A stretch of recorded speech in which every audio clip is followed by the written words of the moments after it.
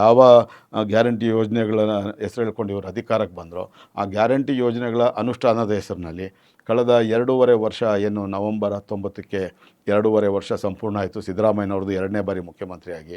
ಈ 2.5 ವರ್ಷದ ಅವಧಿಯಲ್ಲಿ ಮಾತ್ರ ನಾನು ಹೇಳ್ತಾ ಇರ್ತಕ್ಕಂಥದ್ದು 2023 ಏಪ್ರಿಲ್ 1ರಿಂದ 2025 ನವಂಬರ್ 19ರ 2.5 ವರ್ಷಗಳ ಅವಧಿಯಲ್ಲಿ ಕರ್ನಾಟಕ ರಾಜ್ಯದಲ್ಲಿ ಈಗ ಹುಟ್ಟಿರ್ತಕ್ಕಂಥ ಒಂದು ಸಣ್ಣ ಮಗುವಿನೂ ಸೇರಿದ ಹಾಗೆ ಪ್ರತಿಯೊಬ್ಬ ಕನ್ನಡಿಗನ ತಲೆ ಮೇಲೆ 2,16,830 ರೂಪಾಯಿಯಷ್ಟು ಸಾಲದ ಹೊರೆಯನ್ನು ಹೊರಿಸಿದ್ದಾರೆ. ಅದೇ ಇವ್ರು ಕೊಟ್ಟಿರ್ತಕ್ಕಂಥ ಸಾಲದ ಭಾಗ್ಯ ಜನರಿಗೆ.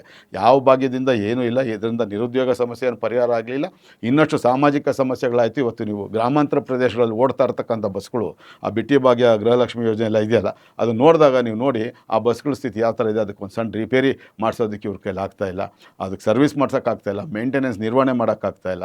ನಗರ ಭಾಗದಲ್ಲಿ ಮಾತ್ರ ಮೇಲ್ಗಡೆ ತಳ್ಕು ಪಳ್ಕೊ ಅನ್ನೋ ರೀತಿಯಲ್ಲಿ ಆಗ್ತಾಯಿದ್ದಾರೆ, ಮೇಲೆಲ್ಲ ತಳ್ಕು ಒಳಗೆಲ್ಲ ಉಳ್ಕೊ ಅನ್ನೋ ರೀತಿಯಲ್ಲಿ ಆ ರೀತಿಯಲ್ಲಿ ಭಾಗ್ಯಗಳನ್ನು ನಡ್ಕೊಂಡು ಹೋಗ್ತಾ ಇರ್ತಕ್ಕಂಥದ್ದು. ಇನ್ನು ಗೃಹಲಕ್ಷ್ಮಿ ಯೋಜನೆಯಲ್ಲಿ ಬಂದಿರತಕ್ಕಂಥದ್ದು ಕಳೆದ 7-8 ತಿಂಗಳಿಂದ ಬರದೇ ಇರತಕ್ಕಂಥದ್ದು ವಿಧಾನಸಭೆಯಲ್ಲಿ ದೊಡ್ಡ ಮಟ್ಟ ಚರ್ಚೆ ಆಗಿರೋದು ನೀವೇ ನೋಡಿದ್ದೀರಾ.